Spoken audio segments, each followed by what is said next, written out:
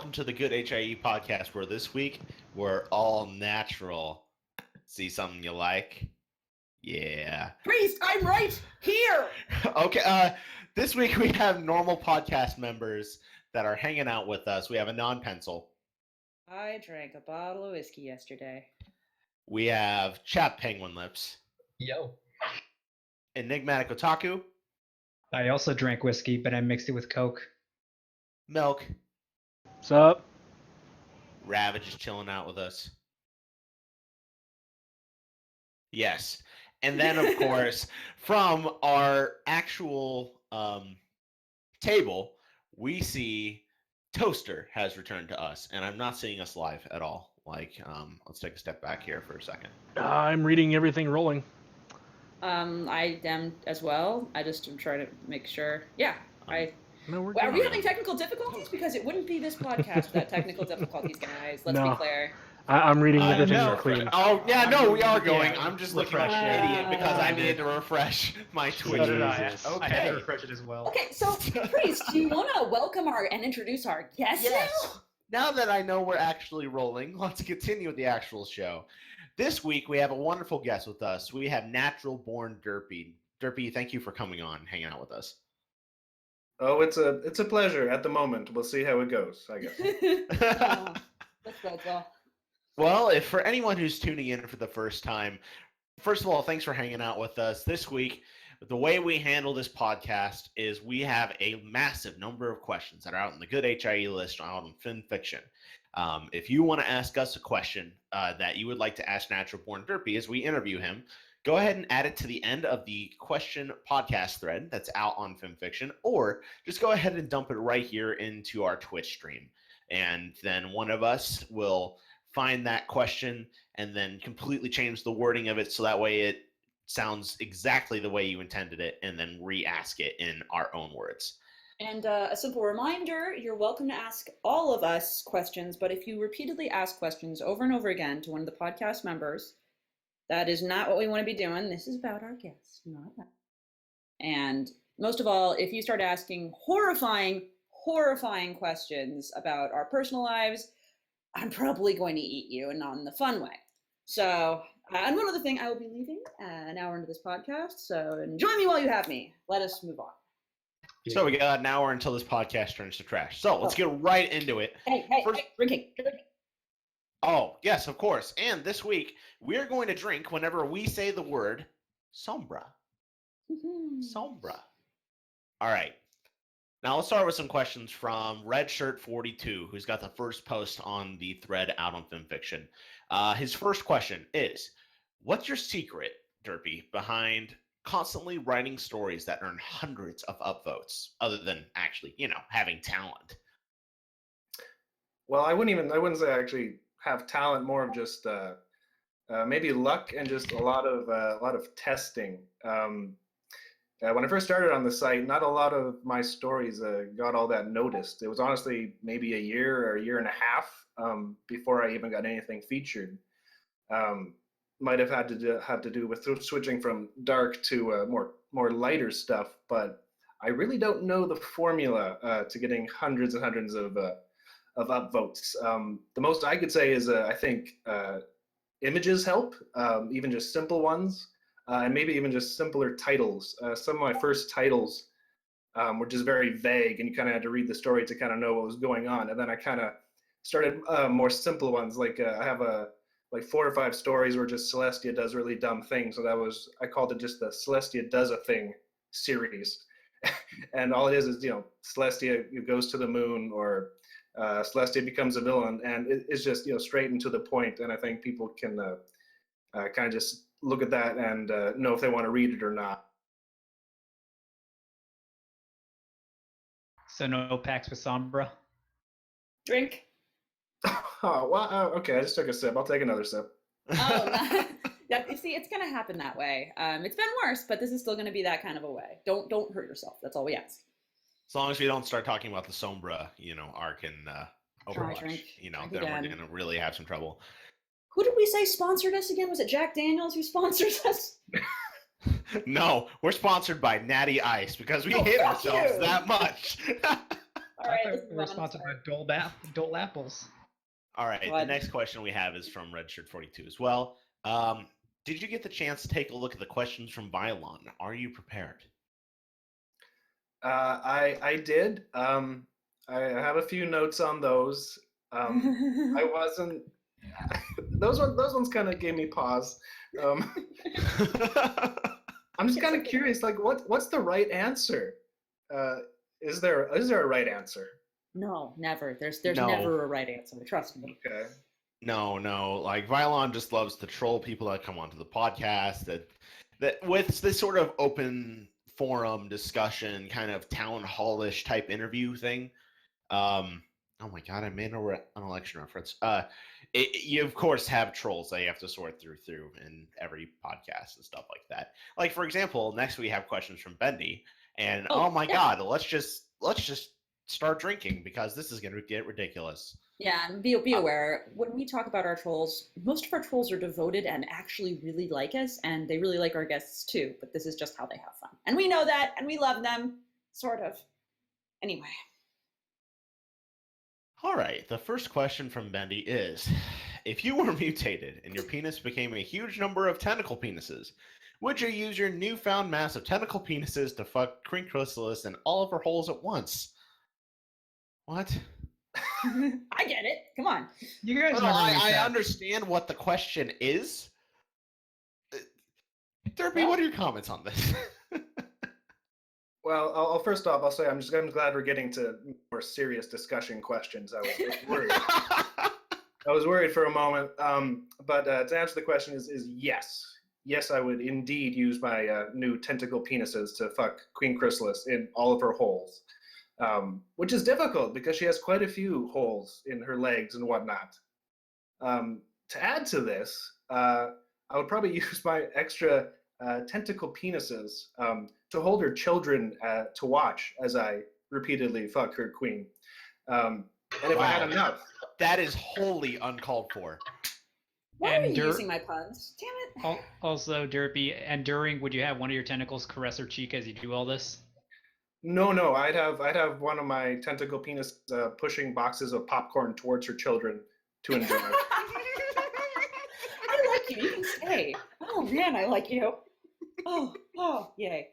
Oh, that's right. We have a question from the chat, and this is very important because I saw a note of this. Is it true that your sister is watching this podcast? Yes. It's all very sad. My sister's only about 10, and she thinks the whole world of My Little Pony.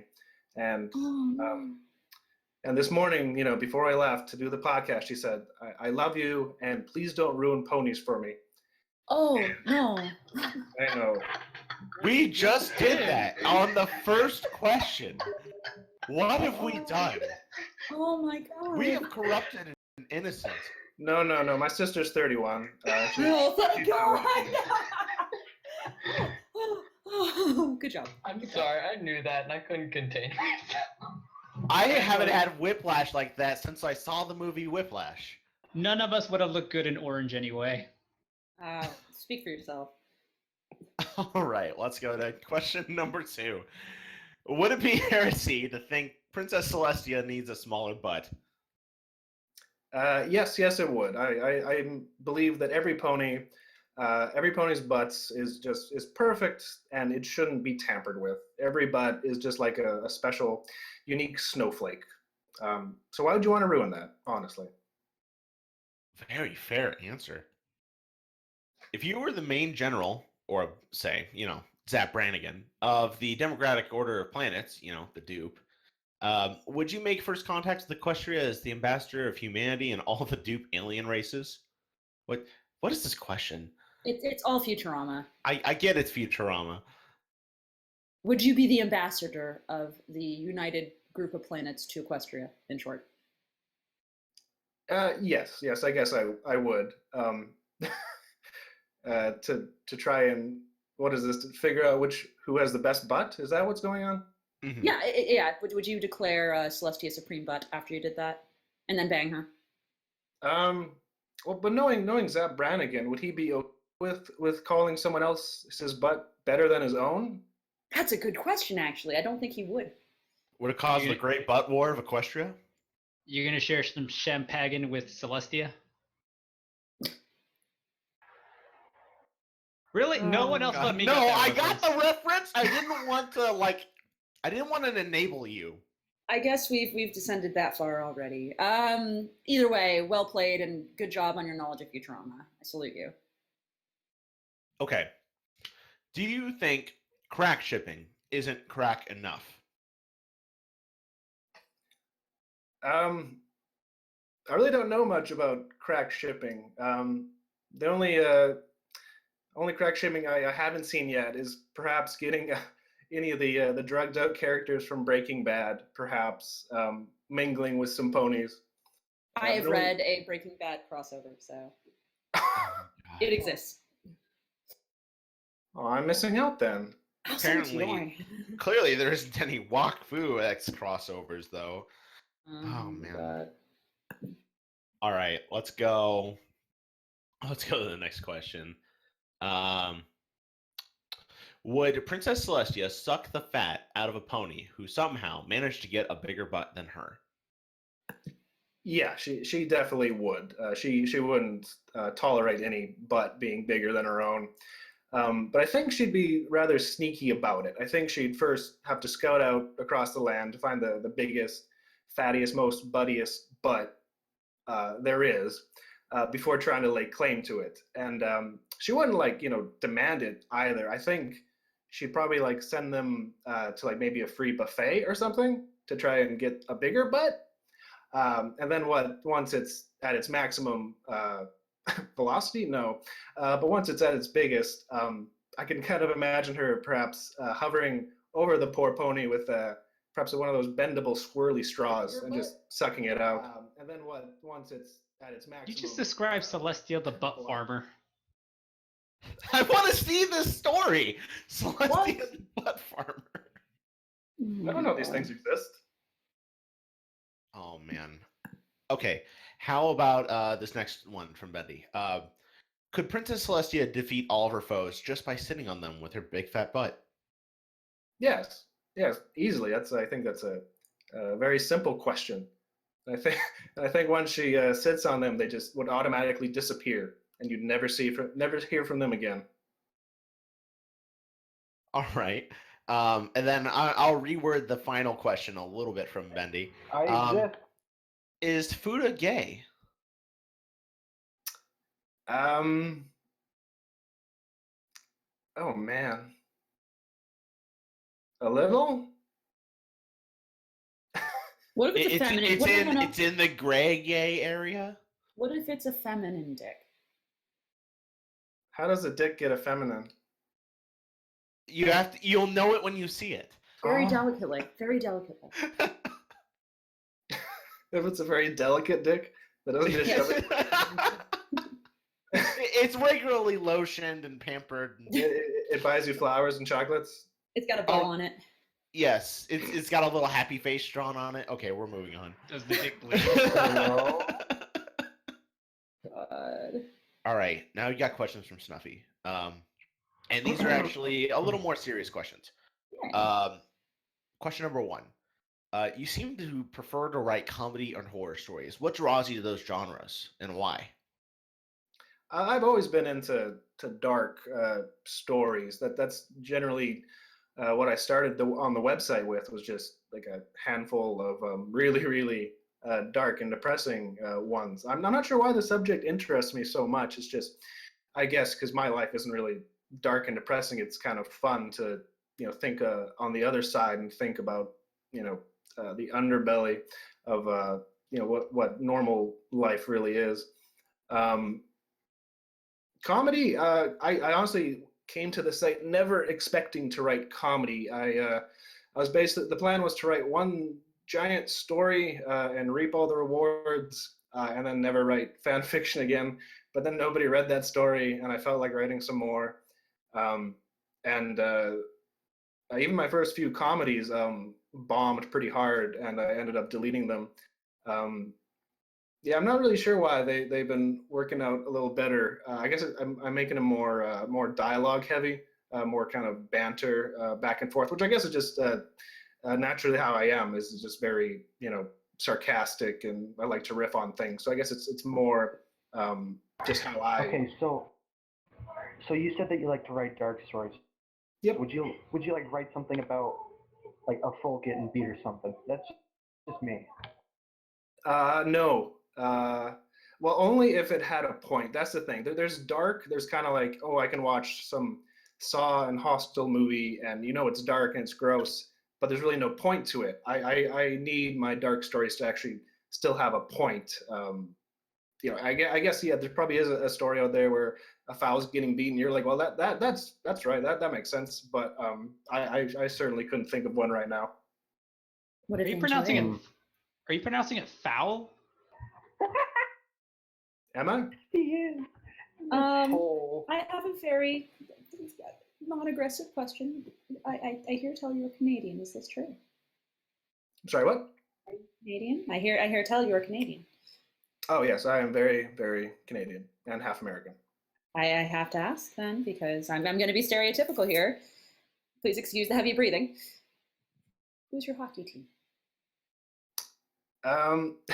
I don't follow hockey, but I'll go.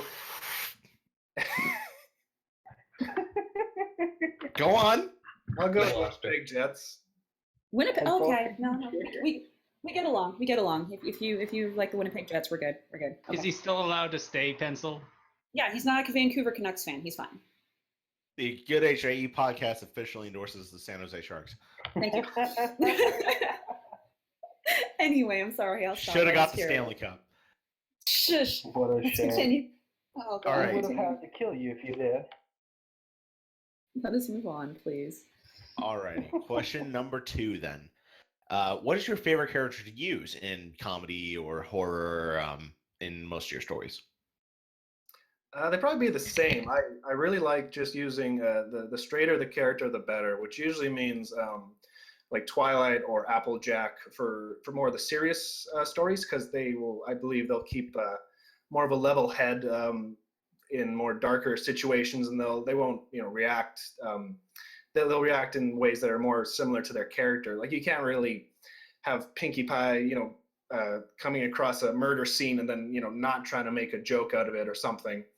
And for comedy, I definitely still like using like Twilight or Applejack, but I also absolutely love using any of the villains from the show, because they're never really shown in a comedic light. So if you do anything goofy or silly with them, like it automatically just seems even more out of place or funnier.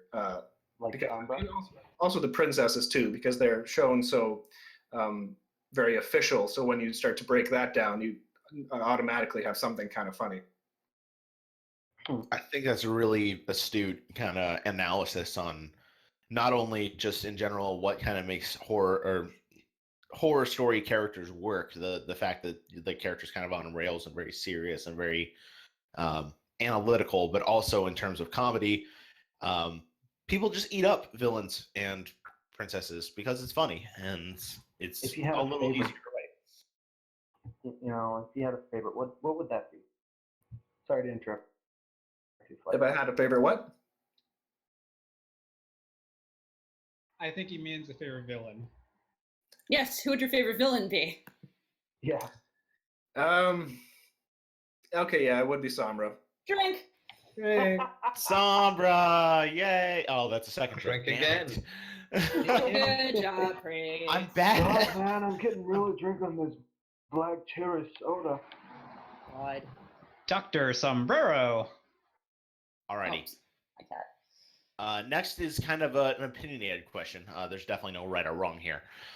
Would you agree or disagree that comedy is the most fitting MLP fan fiction genre? If it isn't, what would you consider it? The natural format for MLP fan fiction? No, it would be comedy.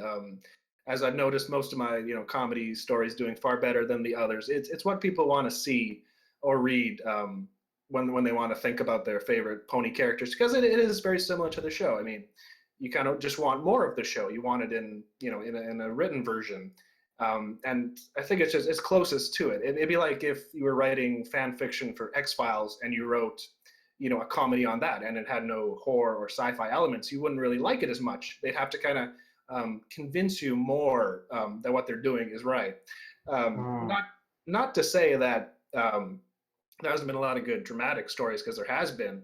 I think the hardest is perhaps maybe horror or like sci-fi, like stuff that really, really is kind of out of there. So I would say out of place. Yeah. Yeah, I would say slice of life slash comedy is the greatest place to be, I guess, if you're writing MLP stories. Well, there you go. That's where you want to start out typically. Then, if you're a new writer, hint hint in the chat. Has your preference for stories, and I'm assuming this means reading, has your preference for stories that you read changed as you've grown older? Nope, I have. When I was a kid, I read a lot of Stephen King and dark stuff like that, and I'm still following Stephen King. I think maybe I've just branched out a little bit more with both fan fictions and like graphic novels and stuff by like Neil. I'm gonna say the last name wrong. Neil Gaiman or Neil Gaiman. No, it's Gaiman. You did a great job. Oh my Gaiman, God. yes. So, anyways, yeah. No, honestly, my kid version of myself loved dark horror movies and those type of thriller books, and the adult version of me likes the same thing. Just has a tolerance for thicker books, I guess. So no Captain Underpants. Not yet, no. I liked Captain Underpants when I was, 10. Yeah, no. When I would alternate between reading Captain Underpants and The Hatchet. It's The just called Hatchet was a Hatchet. great book. It's just called Hatchet, not The Hatchet. Well, the Hatchet series, I should say, Okay. because Brian's Hunt and Brian's Winter, and this is all off topic. Let's move on. Number 6, best ice hockey country that isn't Canada. Well, since as I stated before, I love hockey oh so very much. Don't want to hurt anybody.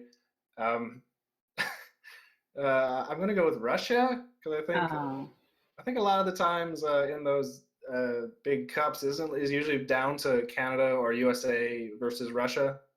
Yeah, a lot of the time you're right. This year, I was thinking the Czechs might look pretty good. They did not. But yeah. All right. Question number 7. Would you dress up as a clown and chase Fluttershy? Only if she wanted me to. In what world would she want you to? I'm curious. That's Maybe. pretty kinky. So guys, I'm pretty sure my internet farted out there. I have to go. Okay. Okay. Take Sounds care. good. See ya. Yeah, I wish I could stay longer because I haven't been on here forever. Understood. That's fine. Take care. See ya. Bye, Toasty. Anyway, back to the question. You would only consensual clown chasing is allowed here in this. Yeah, I don't know. Maybe it's to like alleviate some childhood fear of clowns, and I'm just kind of slowly easing her into the world of chasing clowns, perhaps. Or it could be foreplay. Oh, stop. Through the town or the house? Yes. It starts in the bedroom and then it gets into the town, I guess. Welcome And to then the it's Good in the HIE. bedroom. Yeah, welcome to the Good HIE podcast, where we only support consensual clown chasing. All right. What ponies would you invite to a nude swim party, especially considering they already don't wear clothes? I think just the obvious answer is Luna, because Luna. Also maybe Celestia, because I really want to see what happens when her hair gets wet. I'm very curious. Ooh. I think Pinkie Pie would just be fun at any occasion.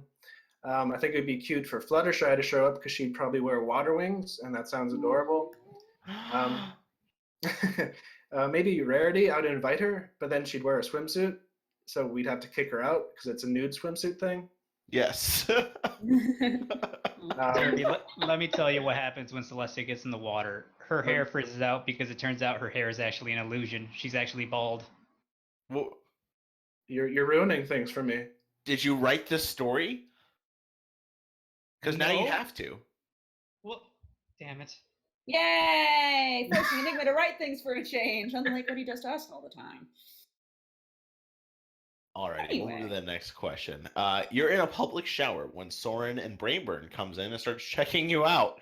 What do? It's easy. It's easy. All you have to do is you stare back for several minutes on end without blinking until it just becomes so creepy that they'll probably leave you alone. Man, that's alpha as fuck. Have you had practice? Yeah, I stare at things all the time. It's great. Your level of snark is really high today. I'm impressed. Oh, this is all I have. So Oh, okay. All right. Anyway, because I want to say somber so I can drink after hearing that. You Oh, said wait, it I anyway. just We're did. getting too somber in here. Mm. Somber. Oh my god, let's move on. Okay. 10. Would you elope with Shining Armor if you knew for certain he would make you the happiest person alive? Yeah, I don't see why not. From the show, he seems very nice and supportive, and he has a good job and pretty, famous and well-known family. And there's perks. He lives in a castle. It's bigger than my condo. I think the best part is the show has shown us that none of these ponies actually have genitalia, so I wouldn't have to worry about that. He'd just be like my marshmallow pillow husband that brings home all the money, and I just live the sweet life. I can't see how that's a bad thing. Marshmallow Man, pillow husband? you just I like love it! you just made like Cadence's life sound like pure heaven. Oh yeah. Marshmallow pillow husband!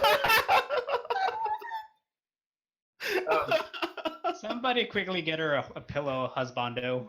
Pencil has adopted you. You are now part of the group. Welcome to Oh the shit. group. I was actually surprised not to see a question on the forum that if you had to go gay for any characters, which one would they be? And then I yes, kind of yeah. asked myself that. Well, if you If you had to go gay for any character, what would which one would it be? Sadly, there's not a lot of male characters, so like my list almost eats every one of them up. But I did write them down because I found them appropriate. Sombra, obviously, drink. Drink. Yes, thank you. Discord, Big Mac, Shining Armor, and maybe Soren. Well, there goes everyone. I'm Where- disappointed that where's- Dr. Hooves not on that Yeah. list. Where's Hooves? No. What about What about Brayburn? Prince? What about Prince Blue Blood? Or Fancy Pants?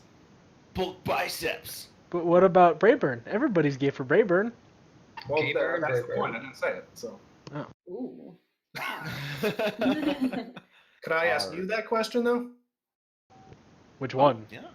There's a lot of guys here. I'm curious. Yeah. Yeah. All of us? I would totally go for Shining Armor. I would have to agree. Shining Armor or Big Mac. There you go. All right, Dr. Milk. Hooves. Milk, who'd you go gay for? Oh, Brayburn, right off the bat. Chopped? I said Shining Armor or Big Mac. Right. I know Rav is kind of sort of here. So I guess that leaves me. Who would I go gay for? My money's on Berry Punch. Berry Punch. You got a lot to choose. No, you guys are all fucking wrong. You know who I would go gay for? Queen motherfucking Chrysalis, because literally I'm like, you know what? I feel like fucking a large muscular man today. She could be that for me. So you know what? Fuck you all. I'd still get dick.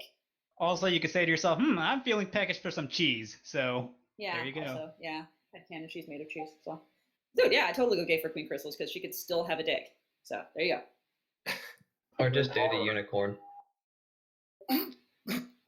All right, Fair enough. we're gonna scroll down to some questions from Major Dude now. His first question is regarding your name. How did you come up with NaturalBornDerpy? Really nothing special about that. I like the movie Natural Born Killer, and when I was thinking of a name for the site, considering it was supposed to just be like the one story and that was going to be it, I was just like, oh, I'll just change the last word, Natural Born Killer, to Natural Born Derpy, and then even finding an image, I thought of just the simplest first one I found on Google Images, and that's all it was really, and I haven't changed it since. I guess just due to brand make sure people know who I am, and so if they see my my name or my picture, they'll just automatically click on it. I think that's really fair. Definitely with brand recognition, because the less you change your profile picture, the more people can be like, "Oh yeah, it's that guy." His next question is, how did you become a brony? How did you get into this weird fandom? It was a very slow process. Actually, I used to go on this website called Fail Blog that just had a lot of random shit from the internet, and one of the sections was My Little Brony, and it just had hundreds and hundreds of jokes and comics and pictures from this animated show, and it would always pop up, and I just wonder like what is up with this show? Like why is this making such a fuss about it? And then eventually I watched the first 2 episodes on YouTube, and I kind of didn't think much of it. I kind of was like, oh, okay, that's a show. And then it was probably a whole year later that I was still on that website, and there was even more pictures and images and jokes of all these ponies. I'm like, okay, I don't get it. Like, I don't want to be left out of whatever this is.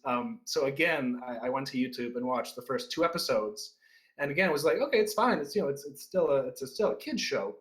And then I pressed on and I watched like another 2, 3, 4 episodes, and then kind of just finished the whole first season. And then you're kind of like, well, do you want to watch a second season? Like, okay, sure. And then like once you stop watching, and all you do afterward is kind of just start thinking about ponies, and it's kind of all that's in your head anymore, and you kind of just wonder what happened. It was like a very stealthy like drug habit just formed out of nowhere. And I remember I'll just watch 1 episode. Yeah, and I then can quit anytime I want.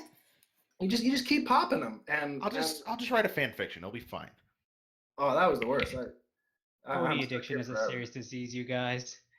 Please contribute for the vaccine. Is the contribution area your Patreon? Because I can see that shit coming a mile away. No Patreon. Sorry, we cut you off. Please continue. Sorry. No, that's about it, really.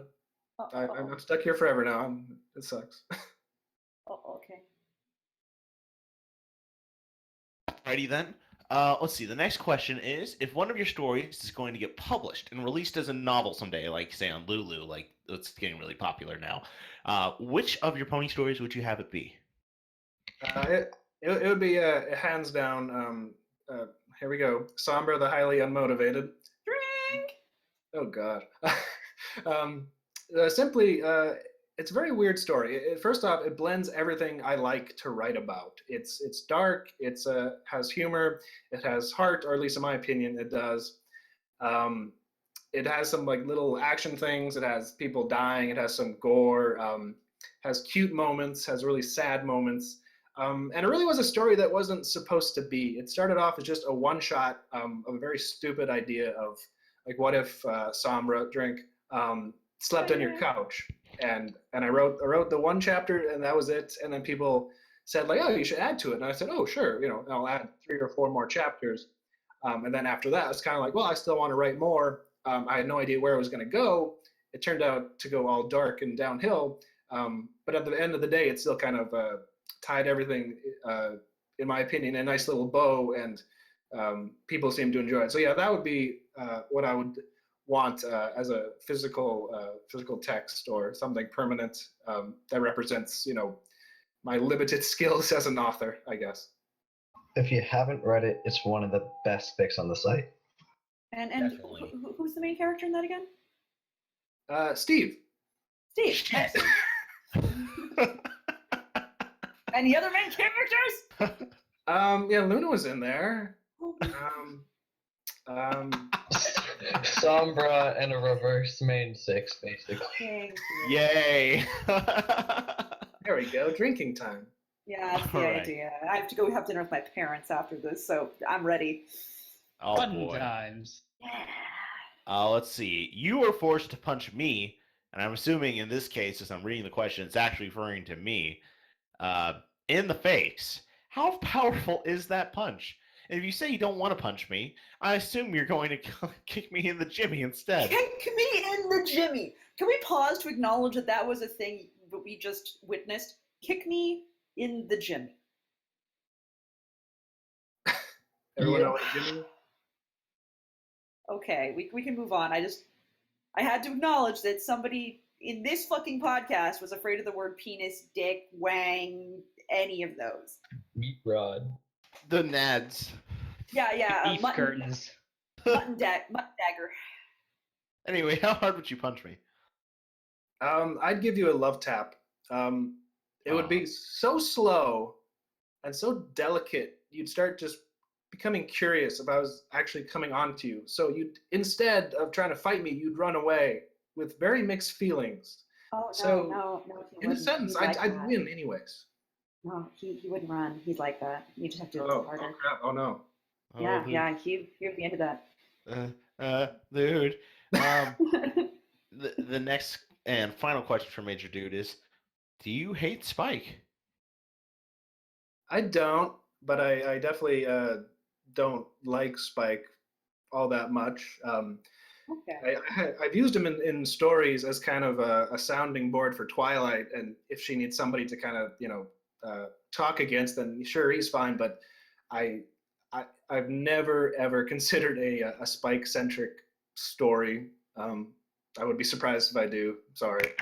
No, I'm proud of you. Well, That's the way it should fine. be. No, that's more than welcomed on this podcast. Yes, very much so. Let's see. Now we have.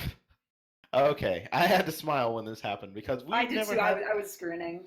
we've never had this happen. We've never had a guest ask himself questions before, so we're gonna have some fun. I'm really This- proud of you. Like this is really cool, and I know I have no place to be proud of you, but this is so cool. Way to go. So some jerk called NaturalBornDerpy asked you a bunch of personal questions. Real Here we asshole. go. Question number 1. Why did you buy all those Pokemon cards after your long-term girlfriend broke up with you? Dude, you were 21.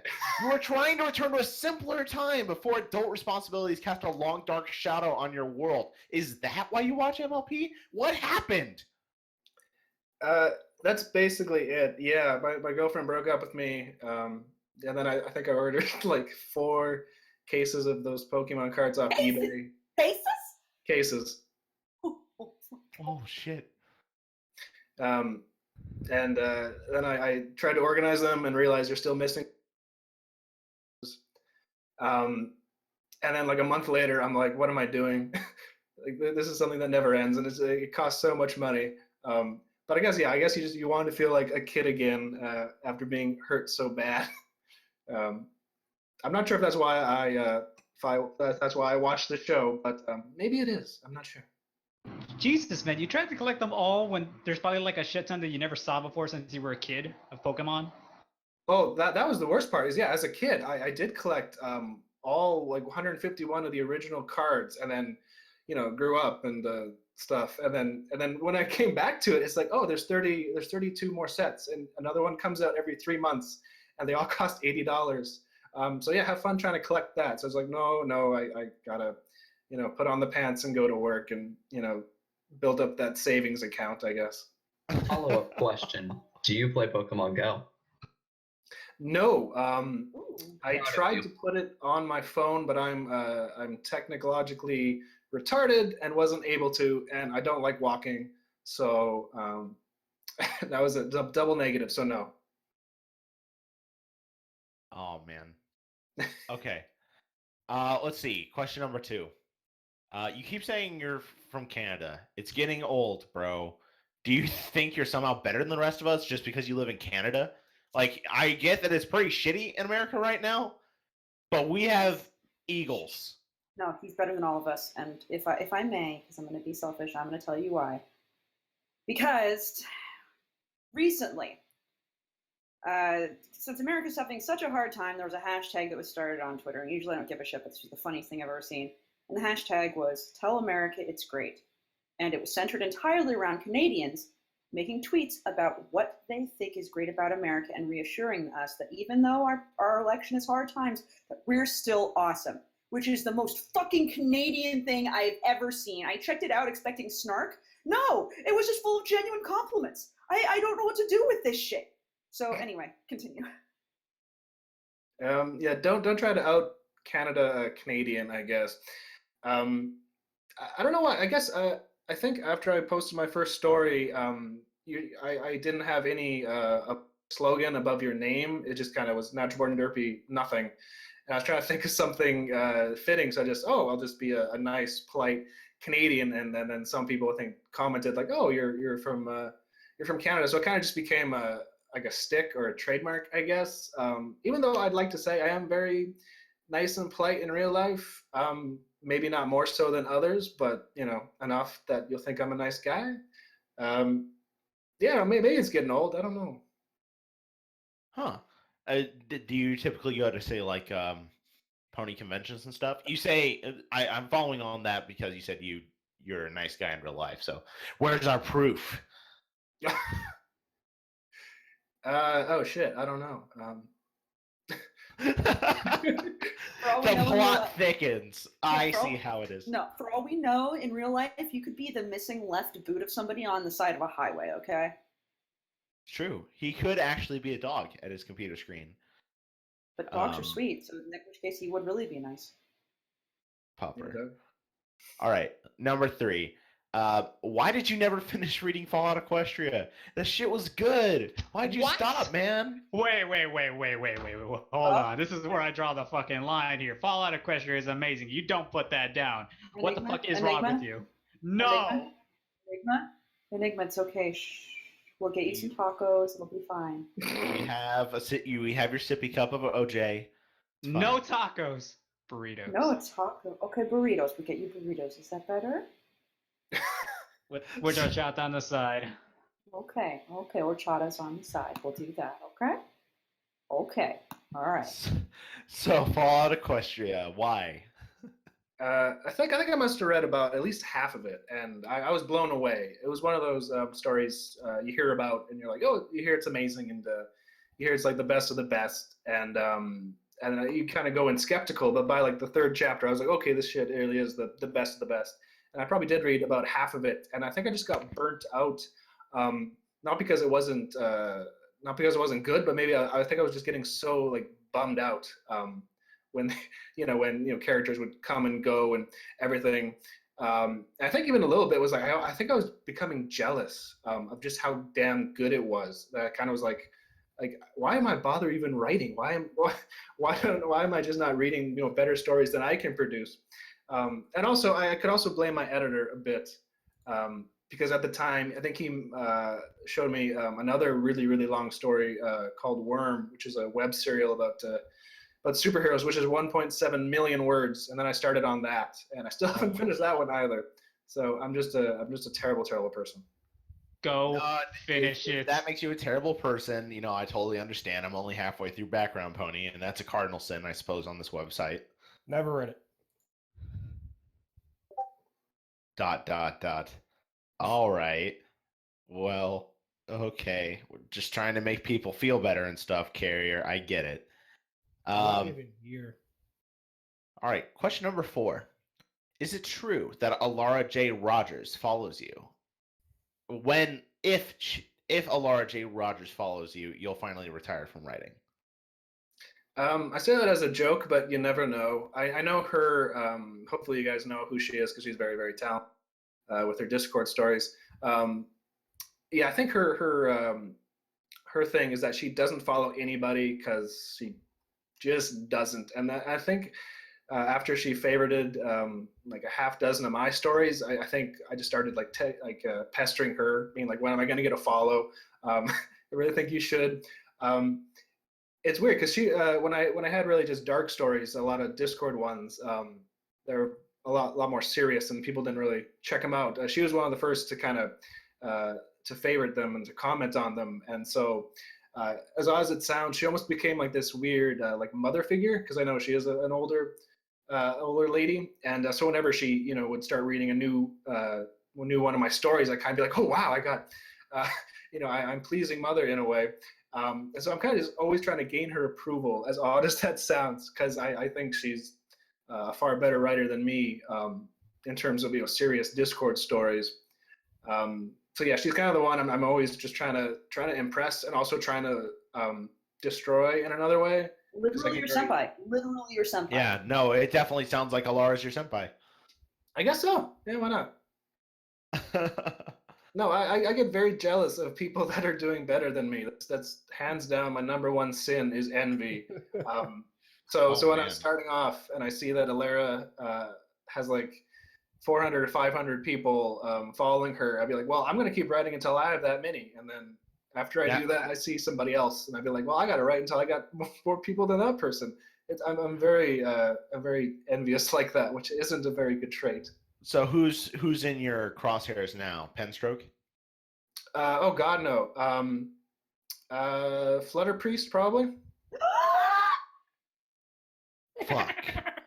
So Derpy, is You that could why you could probably catch up to me. I'm trying to catch up to Flammenwerfer.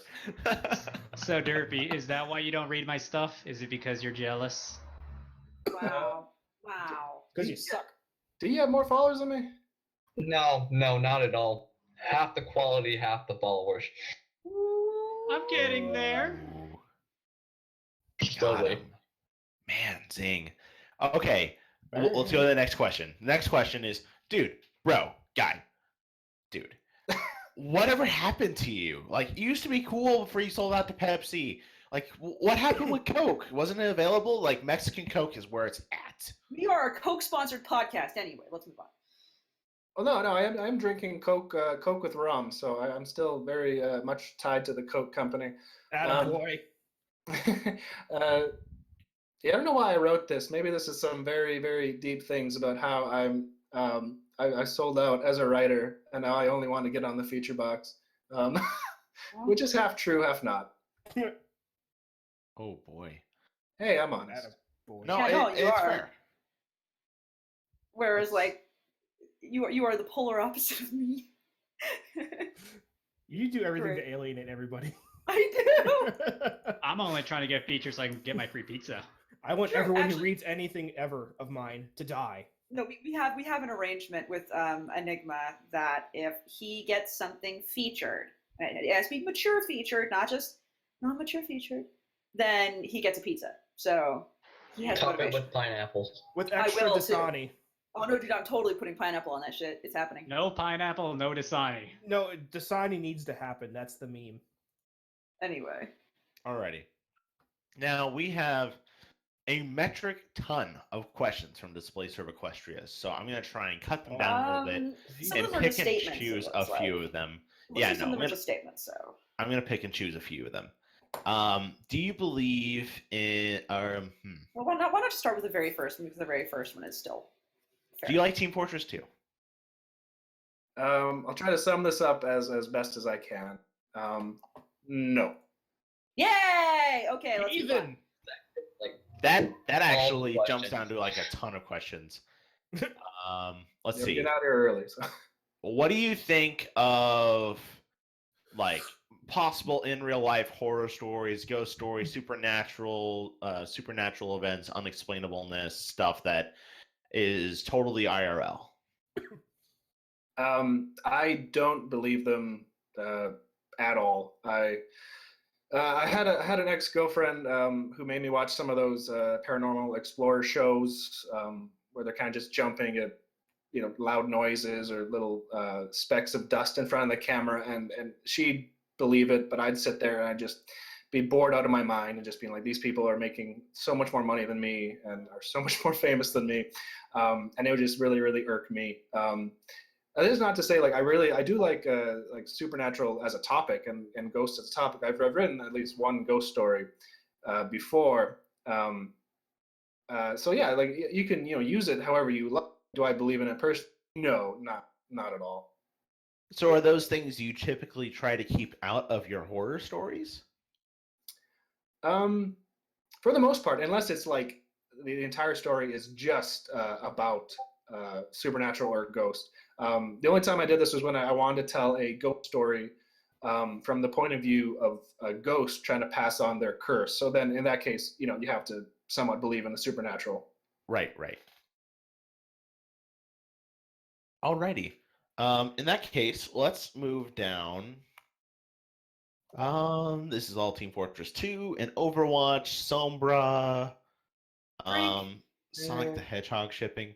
Let's There's move one down to more. questions from explosions. By the way, I will say your apology about the bimbo questions is well accepted. Don't worry about it. Just don't try to tell me bimbos are smart. I'll have to argue with you about the definition of Hey, smart. that's offensive Yeah, right? to me. Because you're a bimbo. Let's move on. No, All I'm right. Now we have questions from explosions. Question number 1. All in good fun, mind you. You don't have to, you don't have to get super real. Unless you want to. Unless you want to, of course. What's the worst thing you've done, and do you have a story behind it? Years and years ago, I had a friend who introduced me to a friend they met at work, who was gay, but he was also a major stoner and a major drinker. And because my other friend didn't like to actually buy any weed or drinks, he'd hang out with him in his car and just get high and drunk. And I ended up Right. ended up becoming the third wheel in that, and it was fun. You just you go to any empty parking lot, you just smoke, get drunk, you go to your local Tim Hortons and buy donuts or whatever. Oh my And it was God. fun. And at the time, I was in university and I was taking in psychology and sociology, and I really was just interested in how people work, or just how their mind goes. And this gay friend who was a massive stoner, that's the only way he could function if he was stoned. I remember because he was also just a blabber, and what I love to do is just pick his brain. Like basically, whenever we'd hang out and get stoned or drunk, it would almost turn into therapy couch. That he'd just blab on, and I, having just gone to school and learning about it, would try to dissect, what his life was really meaning, and he just would believe it all. I think probably the worst thing is that he was an okay guy. I know he kind of had some problems with just being way too into pot and kind of being stuck or stalled in life. I think the worst thing was that at one point he had a crush on me, because I guess I was just really nice to him, as I normally am. And I basically had to say well, I'm not really interested at all, and I kind of just stopped being his friend. And I kind of hope I didn't, lead him on at all just by being nice or anything. And I guess also just picking his brain just for my own pleasure of being well, at least I'm not as crazy as this guy. I mean, that's better. So yeah, I feel bad about that. And that was a long time ago, and I sadly haven't kept into contact with him. So I guess leading on a gay guy would be the worst thing I've ever done. Oh my gosh. Well, here's hoping you had protection on when you were picking his brain. Whoa. How long were you waiting? Whoa. Otaku, how long were you waiting to say that? When he said picking his brain. You were just sitting there giggling to yourself the whole time, weren't you? Internally, yes. Ugh. Alrighty. The next question from Explosions is, why do you write? I write because I've always needed a creative outlet.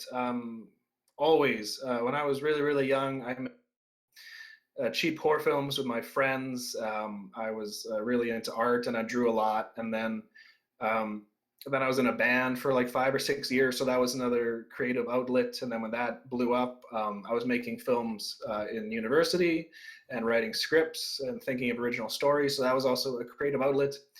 And then after a time, I just realized I wasn't really going to be cut out for making films. I was just way too withdrawn and not able to kind of handle big responsibilities or anything. So I thought well, I still like to tell stories, so why don't I just try writing them down like a book, which is so sad, because I really wish I got into that before I was 19 or whatever. I wish I did it so much earlier. But yeah, it's kind of just if I don't make anything completely on my own or original or creative, I just get depressed. I can't really sit around and just play video games or watch Netflix for months on end. I kind of have to make something that's just mine. So it makes me feel better when it's completed. Really. That's Wow, nice. such is the creative mind. Yeah. It's true. Interesting history, though. I'm sorry, something history. I said interesting history. Yeah. Indeed. The next question is, Does the jigglies make you feel wiggly like the frivolity of a pigly? The hell? Of course they do. Why else would they exist? Of course. That is the best answer. I approve. Very diplomatic. Well said. The next question is, what does life mean to you? I would hope life means having more positive moments than negative ones. At the end of the day, you could say that it was a better day than it was a terrible day. It won't. I don't think life is going to be perfect, but it should at least be even.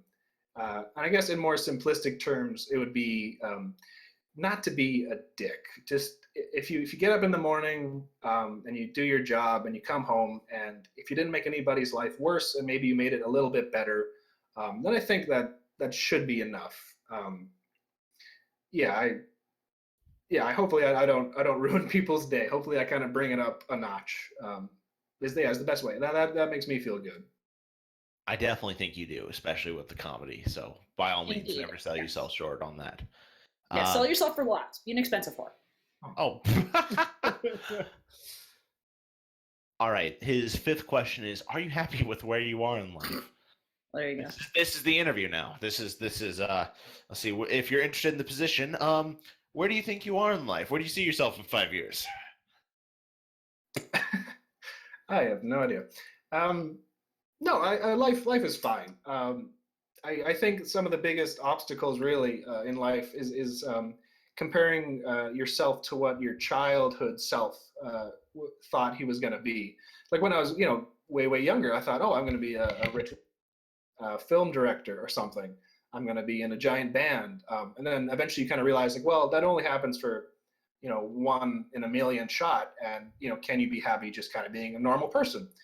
And I think, yes, I mean, I get to write, and with any luck, it makes people feel, at least a little better about their day. And if I'm able to, make someone at least think or smile or have an emotional reaction just to do to my work, then, that makes, things better for me. And that's honestly enough. That actually makes me want to have a follow-up question, though, because this is something that I've been considering to myself recently. And I'm interested in what your take is, because one day in the future, maybe, how do we best put it? The show's going to get canceled. The riot's going to end. And this medium, this film fiction medium, is going to slowly go down to a trickle. What happens when the audience isn't there for you to write for anymore? Do you find a new medium? Do you say switch to the new show you've been watching and write fan fiction about that? Do you move into actual writing? Like, what do you see yourself going after that? I can't imagine any other show that just has unlimited potential as this one does. It's just so big, and there's so many characters, and there's so much to do that I can't think of anything else. I'm not going to go write, Breaking Bad fan fiction. It's not really there. This is my private domicile. The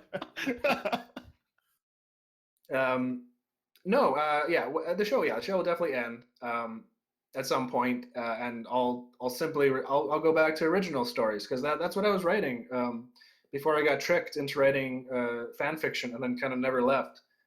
As I was writing original stuff, so I'll hopefully go back to that. Alrighty.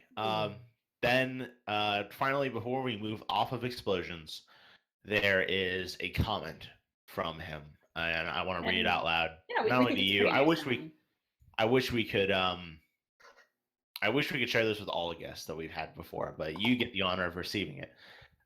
Thank you for showing up on the stream. It means a lot to people like me who have nothing to do on Fridays and would spend the weekend doing nothing without people like this podcast or you that help keep the stream going.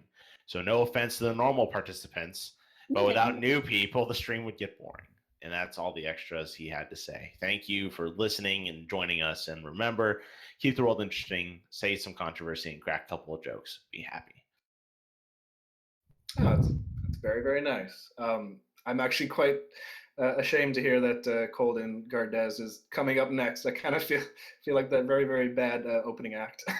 You are so not. You are so not. Just so Not you at know, all. there there are 25 people right now who showed up just to hear you speak. So don't worry, you're doing great. And I know 2 who are dying because they couldn't make it. 20 And of them you are should my see cats. you watch in the first week, you're gonna get 100 watches on Facebook or no Facebook. Wow. Good, no YouTube. YouTube. I'm gonna get a bunch of sticker comments on Facebook. All right. Now we got some questions from Project Rabbit. Why is Sambe your fave again? It's pretty simple. I think I said before, he has no character on the show, so he can be whatever you really want him to be. And I've written enough about him that I've kind of molded him into whatever. I've written horror stories where he's just the worst, nastiest villain, and people would agree. They would say, "Well, that's in character. Why not?" But I've also written him as just being a complete idiot, and people read that and they go, "Okay, that makes sense." And I've also written him as like a father figure. They're like, "Oh, I guess that makes sense." I guess that's kind of my weakness as a writer is staying in character. I like original characters, which is why I like rarely do. Or actually, I've never done rarity because I could never ever get inside that type of character. But somebody like Discord, Well, of course, she wouldn't let you. Anyway. Sussy. But yeah, somebody the characters like Sombra or Discord, like they're Drink. they're dark enough, they're edgy enough, and they're a little bit they got like a few screws loose that you can kind of take them in a lot of different directions, and hopefully people will still think they retain their character. Alrighty. Before we move on, I said I'd have to go, and I actually do. Have a wonderful evening, everybody, and also to our guest, Derpy. I'm really sorry I didn't get to spend more time with you. You seem like an amazing person and a very decent Canadian. So take care of yourself and keep writing what you write. Okay, guys? Take care. Bye, Pencil. Bye. Pencil. Bye-bye. Goodbye. And there went half the viewers. So now let's move to question number 2. Project Rabbit says that you've now made him obsessed with Sombra. What was your master plan for obsessing your followers with Sombra? Also, double drink.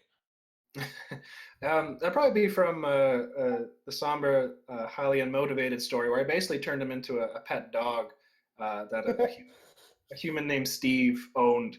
So basically, once you start imagining like a really, really evil pony being treated like a dog and just lounging around on a couch, I think you kind of automatically would just start to love him, like even if, as he spouts a lot of evil things and eats cats and the like. Oh my gosh. Let's see. The next one is, what inspired you to let Sombra have perfect control of his voice in the Steve verse? And can he do female voices? Well, to be honest, any story you kind of you need your characters to be able to say more than 2 words. So that was a pretty easy decision. And can he do female voices? Sure, maybe they're just 1 octave above his normal voice. Literally. So you still kind of get that like fake sound to it, where you can tell he's kind of imitating, but it's pretty close. Yeah, he'd be like wearing like an even longer wig. Just have the worst female voice imaginable. Otakus. So you're gonna work on a story with gender bent Sombra, Umbra, I think she's called. Drink. I have ideas. You better do it quick, because Otaku's going to do it. Is he? Probably. No, he's just saying anything that. to get onto that front page. Oh man. I want my non-pineapple pizza. And Dasani. Beggars can't be choosers. Alrighty, let's go next. Question is, should we bring Hitler back to life and try to reform him? No, on the second part, you shouldn't try to reform him. You should totally to be able to kill him again. And if lucky, you could bring him back another time. Shove him into the mirror pool. Because then So you you have just kill multiple Hitlers? Well, yeah, no. Imagine this. Like you'd sell tickets to kill Hitler, and then all that money goes to like a good cause. Like I think there'd be a lot of people. Israel. A lot of It's like people in one the of those- world would pay $10 to kill Hitler. It's like one of those water dunk tanks, except there's a meat grinder at the bottom of it. Come on, folks, kill a Hitler. $5. Oh, that's horrible. We'd save a ton on target dummies. We could Oh, probably man. get America out of that. We can learn so much about the human form and condition through Hitler experimentation. Oh my God. Okay, no, we're moving on. We're getting off track. You were What tapped into a is dark what is place it like there. in Canada? Is the weather like Russia? Living in Canada is like being stuck in a snow globe. Hey! Yeah, I know. And that snow globe is stuck inside one of those year-round Christmas stores that's playing that jolly Christmas music nonstop. It's all sang by Justin Bieber. No, Canada's a No. nice place. Don't go doing that. I have to ask, just purely out of curiosity, on the longest night of the year, how much daylight do you guys have in your area? God, maybe 10 hours. Wow. Yeah. Why are we asking these questions about Canada like he's the last Because Canadian? it's Canada. Man, I'm an Amerifat, man. This is all shocking news to me. Canada exists? I mean, we could ask about Enigma about Mexico anytime, but we rarely I get a don't live in Mexico. But you are Mexican. Hey, Enigma, how does the inside of a Tijuana jail cell look? How many people have you killed with a chainsaw?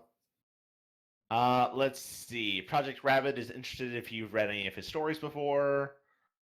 No, I think he took down the one that wasn't M-rated. So no, I have not read it. Alrighty. Moving down. Now we have a set of questions from Vylon. This is what people usually come to see. So let's all put on our big boy pants and let's have some fun. Question number 1. What inspires you to form the ideas that you write?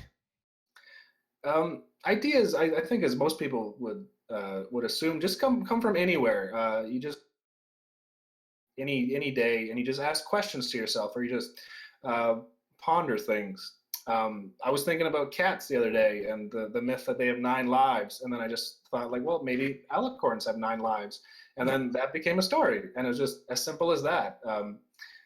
Even just in the shower, I had out of nowhere the idea of a reverse nightmare night, and then by the time I got out of the shower, I'm like, hey, there's a story. Stephen King. I think one of the best. Well, actually, yeah. Now that you randomly mention King, I would say he's like the biggest influence on stories and just coming up with them, because I've read all of his short stories, and some of them are just terrible. I'm not gonna say they're all good. Some of them are really bad. You like Lawnmower Man? Oh yeah, that one's bad. But just the point that, like, any idea that pops into his head is a story on its own kind of just made me, like, look at the world in a different way. And I remember when I was taking a few writing courses in university, the absolute best assignment I had was give me 50 ideas, little like 1-sentence ideas in 3 days. And Oh, wow. it seemed really daunting. And coming into that course, I think I had like 2 or 3 like big ideas for like films or whatever. But then I had to come up with another 47. And I remember just sitting in class and looking out windows, and absolutely everything I stared at became a story, or became like a little thread into a story. And I never looked at the world in such an open way, when you just start thinking like absolutely anything could be a story. Not to say that they were good, but at least like it kind of just put into my mind that anything can be a story, and don't give up on anything really. Wow. I really like that. What kind of class did you say this was? It was like a script writing course, and it was too bad because I wrote down like all 50 of these ideas, and some of them were good, some of them were terrible, and then you're supposed to like chop them up and then put them in a bowl, and she would just like mix all the classes up and then read from them. And I'd never made a second copy, so I'm curious about some of those ideas, if they would have been any good. Well, that's really interesting. I'm kind of jealous you got to be able to take a really cool class like that. I recently got out of a creative writing class myself, and oh my gosh, it was a major disappointment. Oh. But You should always write down your brainstorming ideas. They found Yes, out you were always. Flutter Priest, right? what? They found out you were Flutter Priest, right? And they No, blamed stop. you. They did. They okay. So I will share this story on the past, and then we'll get very quickly back to podcast questions. So I went to this creative writing class, and there was 5 other people, and I'll save all the major details because one of the major students that I worked with, and I worked with very closely, was this older woman, and she was very good. She's a very good writer. She was a journalist for the better part of 30 years plus. And there's another kid who was 17, and for most of her assignments, she would share excerpts from her Hotel Transylvania fan fiction that she was working on as a part of the class. So late on the 3rd class, this woman comes up to me, and she goes, "Excuse me, priest," substituting my actual name. "What is fan fiction?" And I'm looking at this woman who is easily 78 years old, and I go, oh boy, it's like riding on training wheels. You get your own world, you get your own characters put in front of you that are already set and made based on popular movies and stuff, and they already exist. She goes, "Oh, where would I go to like read this?" I go, "Oh, well, go check out the site like fanfiction.net, but be careful because this is where a lot of writers get to well, they start writing erotic fiction." And what was really nice about that particular story, and what was really genuine about her response, was that she then gave me this look, and she said, in this exact way, "Oh, do they have House of Cards?" And I'm just like, yes, they probably have Kevin Spacey having sex with everybody. And that's basically how my creative writing class went. This poor lady discovers the best thing ever for her life. Yes. Anyway, we're way off track. We'll jump back into the questions. Number 2. In what way would you say that you have contributed to or impacted this website or the fandom? Sadly, I probably haven't impacted all that much. I don't think I've got any like landmark stories that'll go down in history. I think most of those were sadly written in like 2011, 2012 with your past sins and your Fallout Equestrian, like the really big ones that got all the views. It's really hard to have something that kind of sticks out that kind of will change the course of MLP history at the moment. But I'm just happy that I'm more known for comedies, yes, but I'm happy that there are people that enjoy some of the darker material, enjoy some of the weirder material, and whenever some of that does very well and breaks through, like that's I'm more than elated when that happens. I'd say you make more contributions. Like, this is just me on a personal level. You make more contributions than you probably think you do. Like, I don't want to get into details. I can tell you this later or whatnot, but you're definitely inspirational, and you've done quite a bit. I would say you're the hottest thing on the site right now. Oh, he's hitting on you. Wow. You just said that to like 3 other really popular writers in here, so now we're all self-conscious. You told that to me last night. You said I was special. Daddy always says that. He never means it. What we had was special.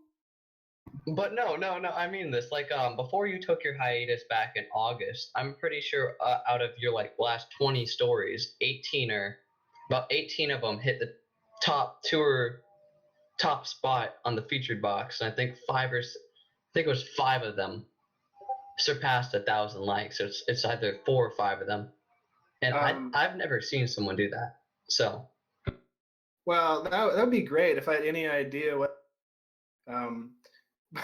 But I honestly just I consider every story the same, and I'm surprised when it does well, and I'm sad when they do bad.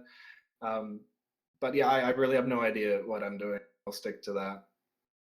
Fair enough. Alrighty. Let's see. The next question. You make a lot of people start their day or end one with a smile or something to think about. Is this what you write for? Totally. Yeah, before when I just wrote original stories and I didn't let anybody write them and it was kind of just for me. But once you start writing for other people and you get input and likes and views, like it suddenly becomes something so much more. Yeah, the fact that I can make somebody like so many comments of people like, oh, I read this before I went to work today. Like, well, of course that's gonna make you feel good. And in return, I read comments like that and I have myself a great day because I know I brought a smile to somebody else. I guess I could also say the reverse of that being, say, if you read anything like dark or depressing of mine and be like, wow, that shit made me cry, and I'd be like, oh, sweet, I loved your tears. I kind of like that as well. But no, I do like to make people smile as well as cry. I can make them Smile, smile. No. We're not doing You're it. not allowed to sing. The Not only doing person who can sing on this podcast is Pencil I can because say, of reasons. No. I'll have to charge you for it though. Let's see. Next question is: should there be more common sense in the world? There should definitely always be more common sense in the world. It just seems to be really hard to find for some people. If there was a store that could sell it, I'd be super down and I'd give it out as Christmas presents. But yes, the short answer is yes. Alrighty. I'm gonna fill everybody's stockings with common sense this year.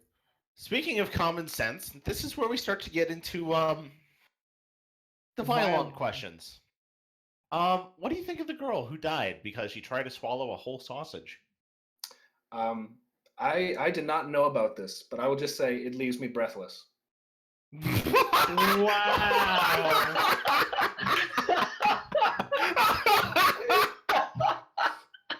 We're done. We're done. Thank you for watching the Good HIE podcast.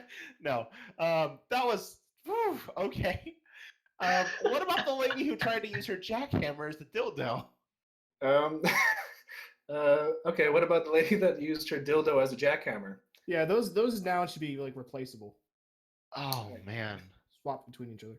I really got nothing for that one. Oh man. I was so ready. She should have used a sausage instead. The other girl should have used a jackhammer. Oh man. She wasn't ready for that pounding. Let's see. The next question is: you have low standards and your girlfriend has bad hygiene. She shows you her dirty butt crack and tells you, "This is how dark my world is without you." You are deeply touched by her words. How soon will you propose marriage to her? I don't want to be touched by anything. We can get married as soon as she gets her butthole bleached.